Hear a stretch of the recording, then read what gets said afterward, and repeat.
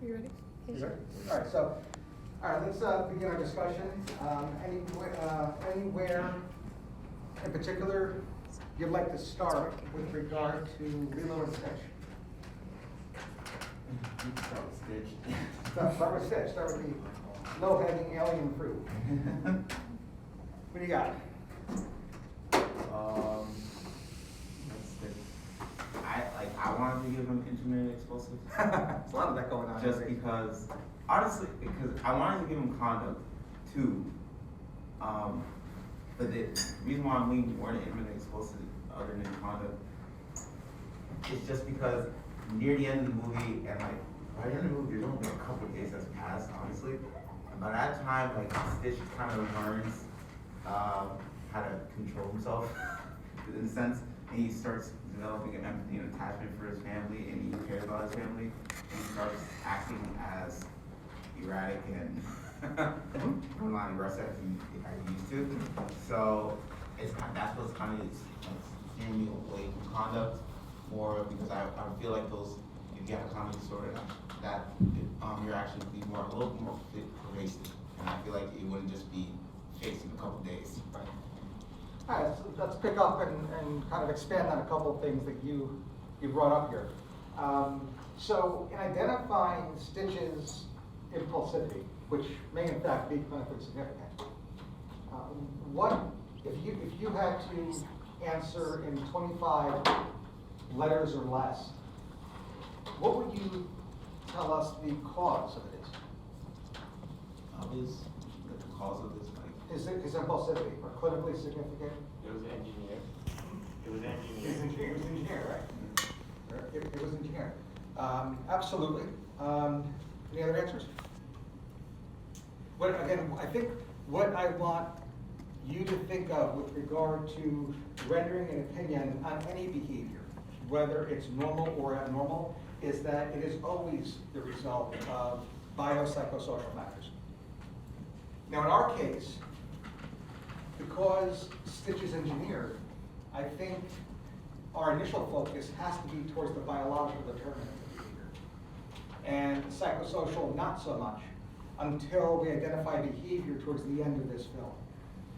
And then the psychosocial factors, I think, play a much larger role. But always biopsychosocial. And I think from the context of the plot of Lilo and Stitch, we could further synthesize this, where bio equals nature, psychosocial equals nurture, and now we have a nature versus nurture discussion on our hands. What is more important when it comes to the determinants of behavior? Nature versus nurture. Now again, as clinicians, especially those that are trained at RWJ medical school, you're going to say yes. You're going to say it's always biopsychosocial, and you're not going to commit one way or the other. Unfortunately, when we look at specific cases, fictional Stitch, and then non-fictional, and the one that the literature often points to is the case of Clifford Olson, who was a known serial killer that appears to have had very little impact of psychosocial stress related to his serial murders. Good family, loving mother and father, good school, friends. It's not the case history we expect. It's not the case history we see in Kemper or Manson or Yeaton. Right? But Clifford Olson reminds us that there might be biological determinants of behavior that prevail for an individual case. And is this what we're talking about now related to the fictional case of Stitch?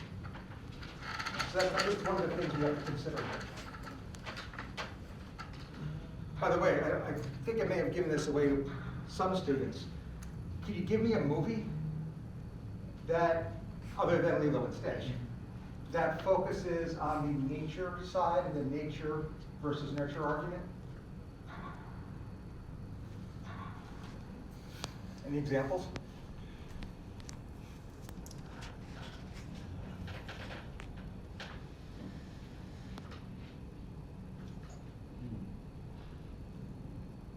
A few come to mind. Number one is any movie that portrays the son or daughter of Satan. The Omen, classic, 1970s, focuses on the son of the devil. When you are Damien and the son of the devil, gee, the biological predeterminants of behavior are fairly strong. Right? So any movie, fictional, that focuses on the son or spawn of Satan, you have a nice case discussion of nature versus nurture.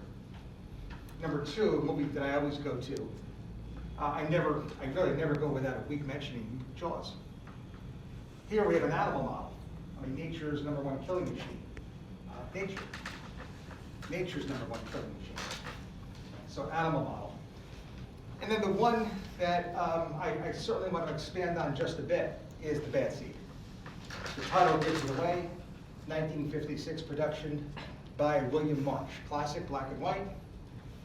Focuses on a character that I think, with regard to first impression and with regard to provisional diagnosis, people like.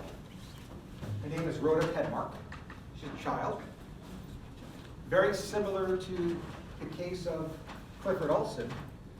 We see her young in the context of a very loving home.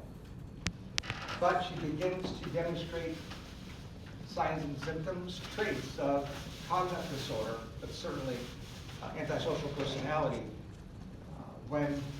if and when we follow her into the sequel, 18 years of age or older.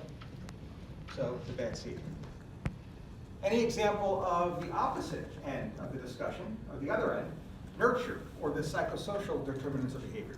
Any classic films here? I feel like I have, I'm on the Disney track, but the first one I thought of was Tarzan. But it's kind of both, I don't know.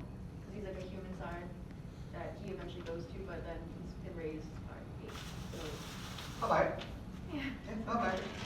I like it. Tarzan, any others? Especially keeping with the Disney theme. I think the classic film, the film that's actually sometimes shown feature-length in Psych 101 courses, but at least clips, is A Clockwork Orange. This is Stanley Kubrick's adaptation of an Anthony Burgess novel of the same name that follows the antagonist, Alice DeLarge, who, number one, fits clinical diagnosis of antisocial personality as well as psychopathy, for which psychosocial determinants are deemed to be central. So much so that the movie employs adversive behavioral techniques to undo the behavior. So it's all learned, psychosocial. I think the behaviorism that is portrayed in this film, the adversive conditioning, is referred to as the Levigo technique, which is a fictional form of classical conditioning. So all learned behavior, right? So that's learning theory 101, learned behavior, psychosocial. Right? So those are the two movies I would certainly endorse watching. This is the tangent here. There's another reason why I would endorse watching these movies. Number one, with regard to A Clockwork Orange, anybody here read the book?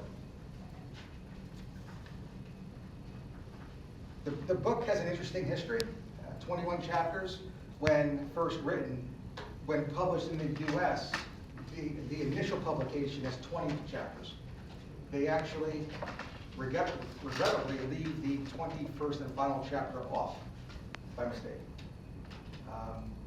It looks as if Stanley Kubrick uses the 20-chapter book to adopt a film, or to adapt a film.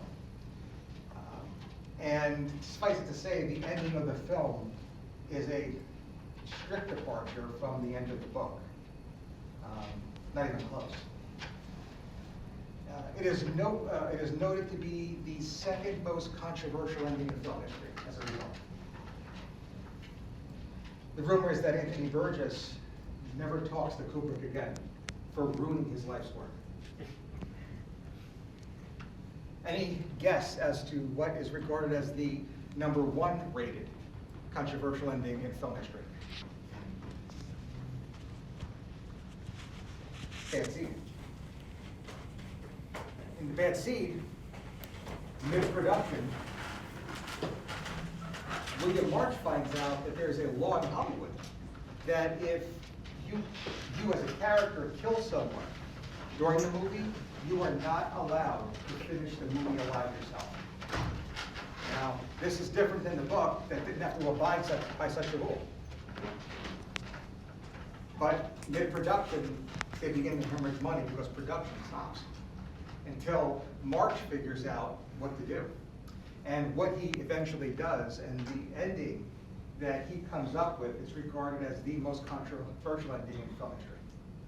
So when you have time, back to back, A Clockwork Orange and The Bad Seed, especially since you just watched Lilo and Stitch. Both films are classic. Both films depict antisocial personality disorder. Both films take the opposite sides of the biopsychosocial ideology of antisocial personality disorder, with one film being the second most controversial ending ever, only to be outdone by the other. So 4 great reasons to make that a double feature. Do not look up the ending to Bad Seed. You will ruin it for yourself. Hands off. Do not ruin it. Check it out. Watch those movies back to back. All right. So back to our film, being genetically engineered. Experiment is 626, so it doesn't even get a name. Might as well call them The Bad Seed. But again, biopsychosocial theory prevails because at the end of this movie, we do see those psychosocial determinants becoming more important. And what happens, spoiler alert, at the end of this movie.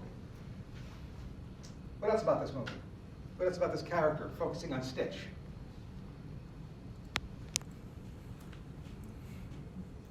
Well, when contemplating this, I've always found it helpful to look at other movies with similar genre. So, any favorites among your alien films? E.T. E.T.? Any idea what E.T. is about? Not going to get into as detailed a discussion, but any initial thoughts on E.T.?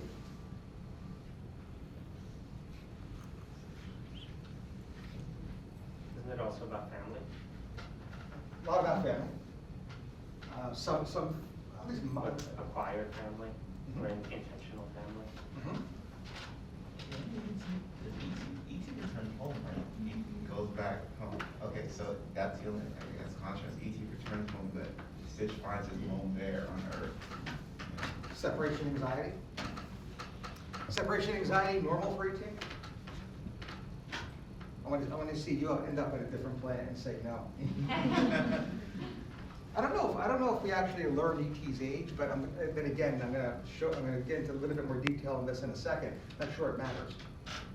But when does separation anxiety differentiate from separation anxiety disorder? Easy answer is 18 months. All right. Developmentally appropriate separation anxiety peaks at 18 months. And then thereafter should be a focus of clinical attention. And that does not mean that at 19 months, you rubber stamp a children's chart and say that they're mentally ill. Far from it. On tests, it will usually be a child on your shelf exam. And in review of past shelf questions, 9 to 11 years of age is kind of where we put things to, I think, emphasize that it is beyond what should be considered to be developmentally appropriate. Right, so that's when the word disorder can be added, separation anxiety disorder, right, ET. By the way, there's another alien film called Cloverfield. Anybody see this? We're always taken aback by nobody ever watching Cloverfield. I guess you haven't watched 10 Cloverfield Lane? It's a rumor. I can neither confirm or deny that. The interesting thing about Cloverfield, not to give anything away, is that there is a rabbit hole deep dive into this movie because of the marketing campaign put on by the producer prior to the film premiering. And you could, if you've seen any of this on the internet, you probably were left wondering, what is this about? Only to have the details revealed in the movie itself. As part of that marketing campaign, what was realized, perhaps after you watched the movie, is that Cloverfield, despite the fact that it is bigger than King Kong or Godzilla, is a baby. And we don't really look at it as a baby because we look at films through our very narcissistic perspective. But if we took a second to view Cloverfield, the giant monster movie, through the monster's perspective, we'd know that, number one, this is the backstory.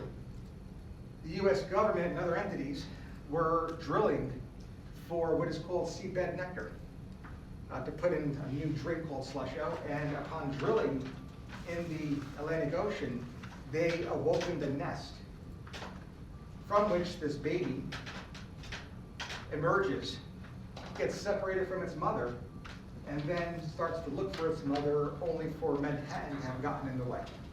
So all we see is a rampage through Manhattan, when in fact it's something, I think, much, much deeper, another fictional case account of separation anxiety disorder, two alien films, E.T. and Cloverfield. One horror, E.T. of course, drama. Both about aliens, both about the same mental disorder. Separation anxiety. Any other favorite alien films before we get back to Lilo and Stitch? Arrival. Any thoughts about what Arrival is really about?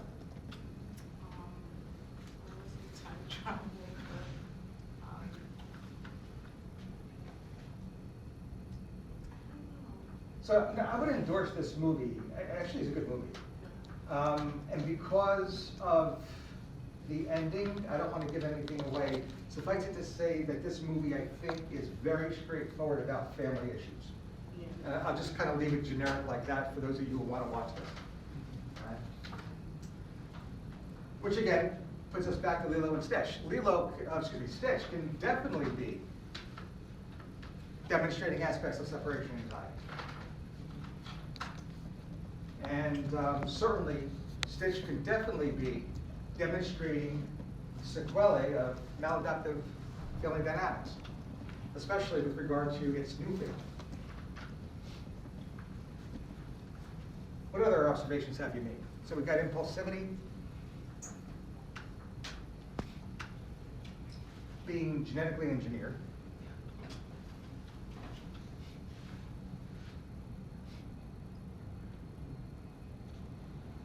Explosivity, like he's very explosive. I know our Explosivity, absolutely. Our blue team was talking a little bit about maybe he could have an intermittent explosive. Because there was some period also of remorse after some of his outbursts, or that's kind of what the impulse is. I don't think there's any argument about that. Matter of fact, he was genetically engineered to do just that, destroy Yes. everything he touches. I mean, so it's hard to ignore that. With regard to all of these, what must the clinician now do with regard to evaluating why?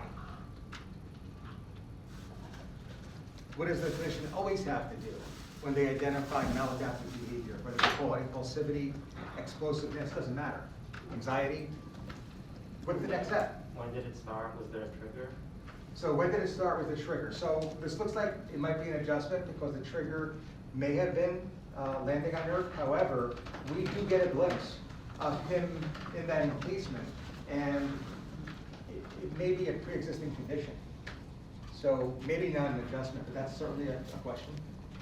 What else? What's next on the agenda for the clinician every time? The source of the trauma. More specifically.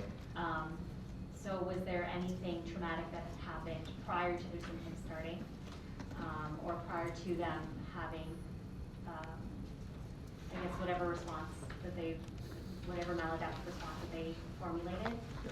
You're right. I want two more specific examples that always must be on the clinician's top of the differential for any observed maladaptive behavior.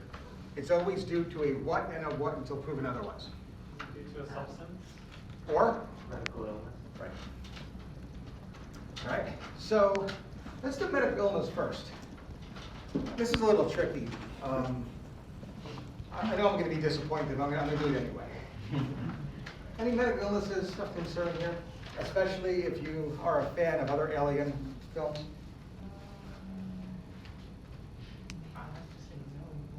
You know that's the wrong answer now. Yeah. So the one I'm referring to is John Carpenter's The Thing. Anybody here ever hear of or watch The Thing? Yeah. Yes. I got one. So this is a film that's set in Antarctica, and it's about the U.S. research station down there. And they come across an alien life form after they see what happens to the Norwegian camp, which was total destruction. And now they appear to understand that they have the same problem on their hands, as this thing is assimilating at the genetic level, the genomic level. So that's the general idea of the thing. Again, we can look at this creature and choose to view the film, AKA case study, through the alien's perspective. And when you do that, what you understand, you've got to read a little bit of the backstory, is that the whole time this creature did what it did to the Norwegians, and now is doing what it's doing to the Americans. All it's doing is try to go to sleep. It's trying to hibernate. And what the Norwegians had been doing, and what now the Americans are doing, is trying to keep it up. Because if it ever hibernates, it's going to leave the continent. And if it does, the scourge will encompass the planet. So the Americans understand what the Norwegians knew, that they have to keep this thing up and kill it, and not allow it to sleep. So this becomes a metaphorical case depiction of a sleep disorder. And might the aliens' agitated behavior be due to a sleep disorder? More specifically, with regard to John Carpenter's The Thing, it is also disclosed that even though we see several days and nights go by with regard to the characters trying to keep this thing awake, track it down and kill it, for the alien, it's one day. So there's a dysynchrony between the alien's internal clock and the day-night diurnal variation of its environment. And what specific type of sleep disorder then is John Carpenter's The Thing really about? The sleep disorder that's due to the synchrony between one's internal clock and one's environment. It's called circadian rhythm sleep disorder. That's what John Carpenter's Thing is really about. Now, if that's true for The Thing, why can't it be true for Stitch? We have no idea what its planet's environment's like and what its biological clock is like. And we automatically assume that the impulsivity and the agitation and the aggressiveness, anxiety, is all due to a mental disorder, but it might be due to a sleep disorder. So it's something to investigate. Other than sleep disorder, what must also be determined with regard to a patient's behavior? I mentioned it before. Oh, substance. Substance. Now, any substance can result in what behavior we identify and observe in Stitch. But there are a few substances that's behavioral intoxication syndrome.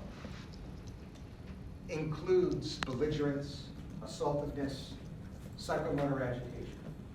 So what substances do you think Stitch might be using here? Bath salts. Bath salts, exactly right. That's one of my top three. Is Lilo and Stitch about bath salts? Two more. PCP. Huh? PCP. Absolutely. PCP. And then one more. Methamphetamine is possible. I have that number 4. Okay. Same thing, stimulants. The other one that I would consider here, we said synthetic stimulant. Again, cocaine, amphetamine, synthetic stimulant, bath salts. So I put them all in one, but the synthetics are definitely the ones that we consider to be manifesting through severe agitation. So too synthetic cannabis. So I think that would be in our top 3. Let's talk about PCP first. PCP has an identified intoxication syndrome. PCP has no identified withdrawal state. So good news on your exam, if you see somebody presenting with an acute behavioral change that looks to be due to the physiologic effects of a substance, you can be rest assured that PCP withdrawal listed in your answer set is wrong. Cross that one out. On the other hand, when you focus on the intoxication state of PCP, really all hallucinogens, including cannabis, there are two forms of intoxication signs. One is behavioral, the other one is physiologic. Behavioral sequelae of acute PCP intoxication, we already said it: belligerence, assaultiveness, psychomotor agitation.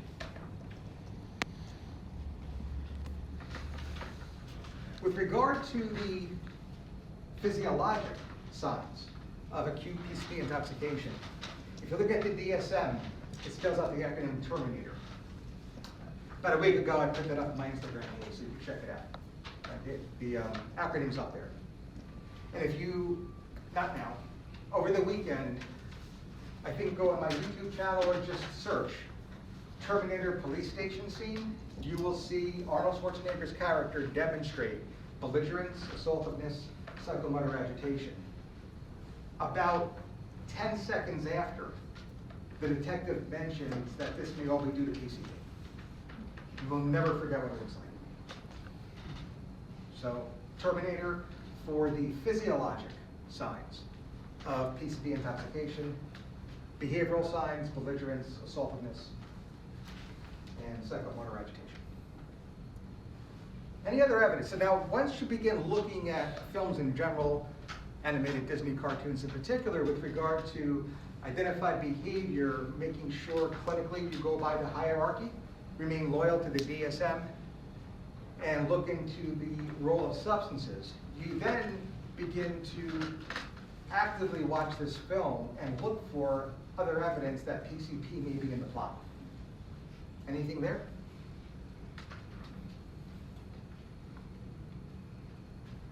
Me neither. And by the way, when you do this, do not tell your significant other who's watching the movie with you that you're doing that. Because you will watch movies alone. Synthetic stimulants, bath salt.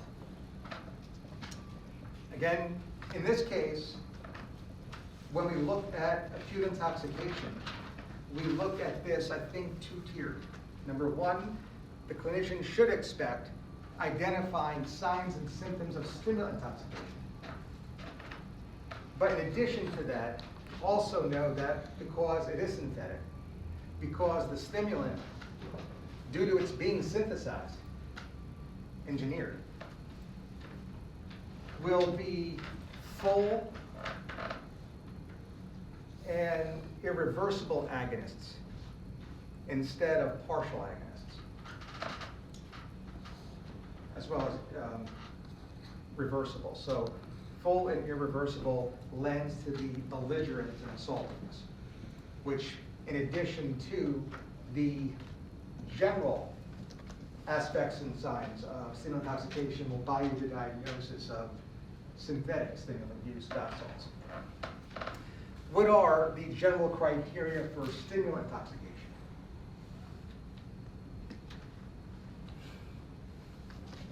It's simply encapsulated in a panic attack.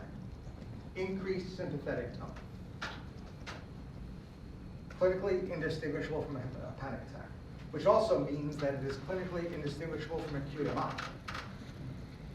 The only thing differentiating an acute MI from panic is myocardial disruption or injury. Right? So somebody who presents on a psych shelf with a heart attack, where the CK enzymes, even the aldolase, the troponins, EKG are normal. Maybe sinus attack, but otherwise normal. That's a panic attack. Or stimulant intoxication. Any heart attack or like heart attack presenting without evidence of myocardial ischemia, plus a nosebleed, that's the stimulant. That's cocaine-induced intoxication. unlike PCP, stimulants do have an identified withdrawal state. And if stimulant intoxication looks like panic, stimulant withdrawal looks like depression. Right? So just think SIGI caps. The one thing that authors of shelf questions like to kind of specify the insomnia is vivid dreams. So it might be a buzzword to look for in your clinical vignette on your shelf. So stimulant withdrawal, depression with vivid dreams. Stimulant intoxication, panic, and/or MI. And then synthetic stimulant intoxication, all of the above plus belligerence, assaultness, and psychomotor agitation. Now, knowing what you know, thinking through what you watched in Lilo and Stitch, is there any further evidence that Stitch is using bath salts?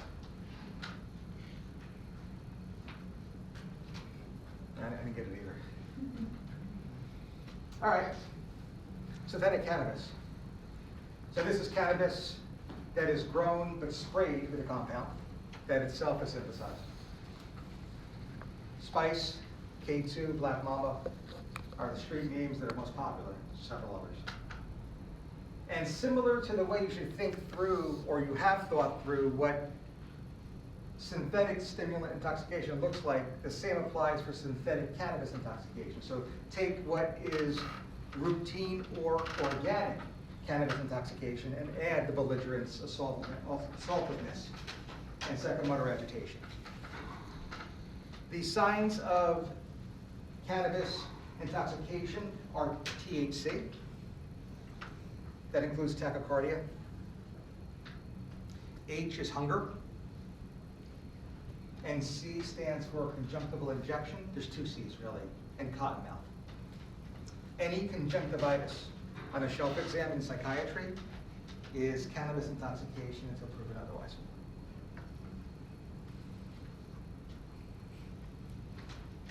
Take that, add the belligerence, assaultiveness, psychomotor agitation, and now you have synthetic cannabis. Before we get there is now an identified withdrawal state of cannabis. It looks almost exactly like nicotine withdrawal. Almost exactly like nicotine withdrawal. The one factor that will differentiate for you is that in nicotine withdrawal there is weight gain. In cannabis withdrawal, it's actually a decrease in appetite and potential weight loss. That's what differentiates the two. Otherwise, think nicotine withdrawal.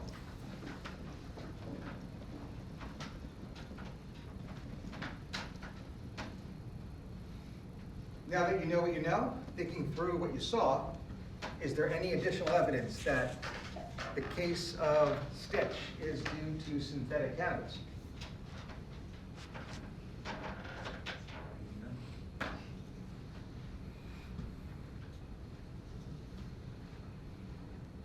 Not for a normal person.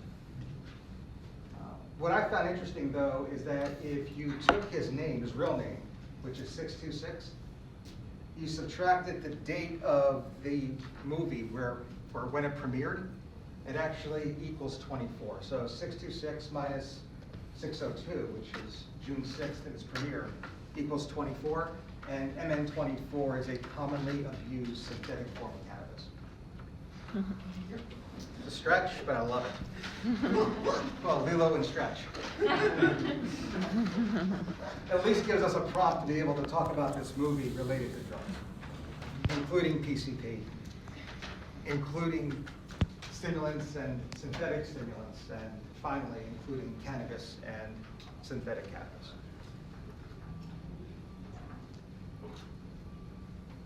And not until you, as a clinician, think that way and include medical conditions as well, rule out sleep disorder perhaps, definitively ruling them out, can you then begin to review the different mental disorders that might be characterized by the signs and symptoms portrayed in its main character. That includes the anxiety, the impulsivity, and the assaultiveness. Itself, because it is engineered, also prompts the discussion of etiology, which of course will always be biopsychosocial, but at this point we also have to consider whether or not we have a true bad seed if we have another recreation of Rhoda Penmark, the fictional character, or even perhaps the non-fictional character of Clifford Olson. Only to be revealed at the end that probably not, when psychosocial factors become more prominent. So that's, I think, a formulation of Stitch. Any other characters? Other questions? Thoughts, comments? I was really like, can you make the argument that Stitch has ADHD? ADHD. Yeah. Yeah, I mean, it's hard to say no. He stays the same throughout, doesn't it? Yeah.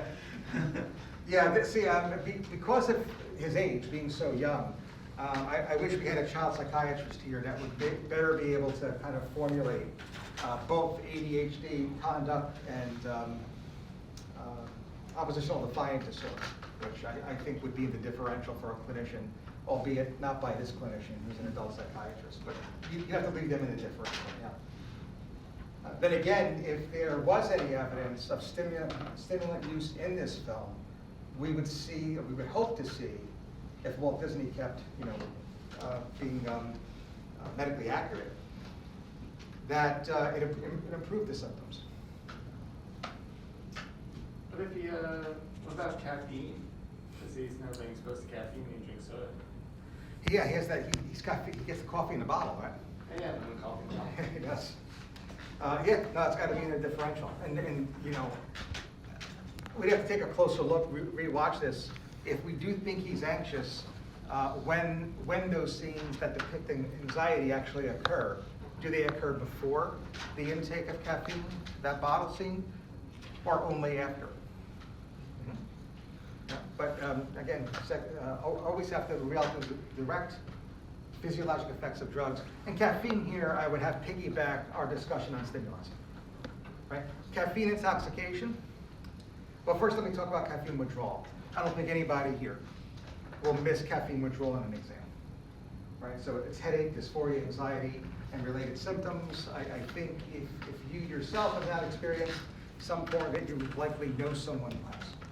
And because of that, the shelf is unlikely to have caffeine withdrawal as a single best diagnosis. Caffeine intoxication is different though, because it looks very similar to stimulant intoxication minus the MI, minus the nosebleed. There are a couple of criteria that are included in caffeine intoxication that are not part of stimulant intoxication. Number one is diuresis. You're not going to get diuresis in stimulant intoxication. And the other one that you have to consider is a flushed face. Facial flushing, yes for caffeine, not part of the definition of stimulant intoxication. Those are the two that stand out. The other thing that, again, give it a half point, is the type of abdominal distress is different. In one, the stimulant results in vasoconstriction of the gut splanchnium, resulting in acute abdominal pain. That's not the case of caffeine. It's more of distress, including bloating and diarrhea. So different quality of abdominal pain. But certainly the facial flushing and the diuresis are in fact part of caffeinism or caffeine intoxication, absent from the definition of stimulant intoxication.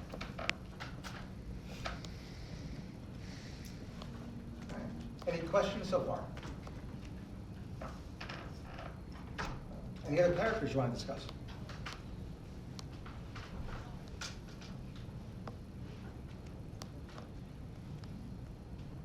Lilo is off limits? Yeah,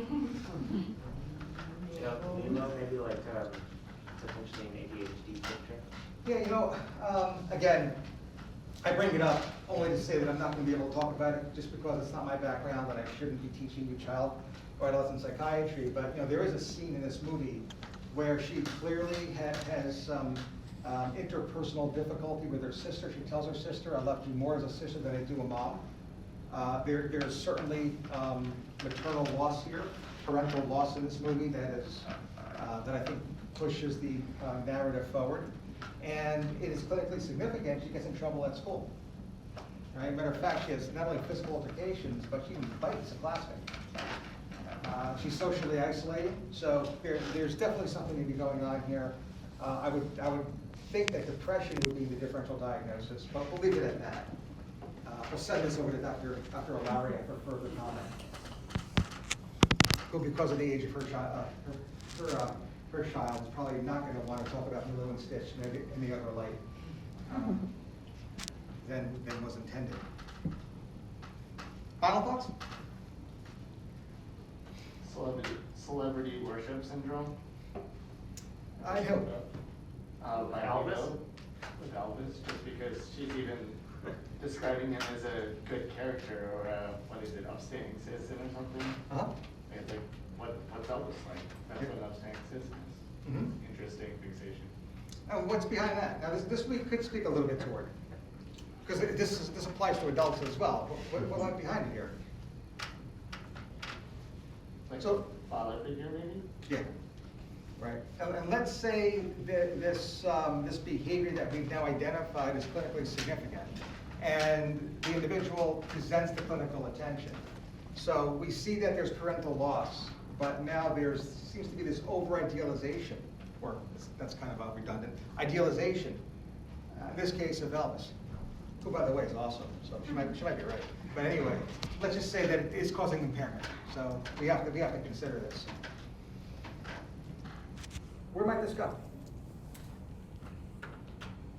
Especially when you take into account what's happening interpersonally at school.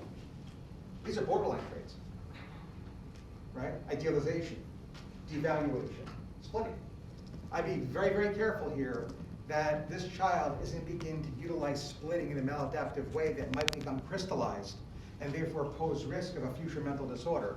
And we all know what that disorder is likely to be. In Lilo and Stitch 2, this could be a borderline personality disorder that's identified in Lilo, the adult. I don't know if I know there is a sequel. I'm talking about the physician-written sequel. So, yeah, idealization. This also might be displacement, where this idealized version towards dad is met with conflict because the id understands that dad abandoned me. That's the way a child may perceive loss. So there's conflict here that can be resolved through the ego defense. And if the ego defense is displacement, the individual, which would include splitting, might idealize an object, Elvis Presley, in such a way, so that they can make sense out of these competing feelings they have. Right?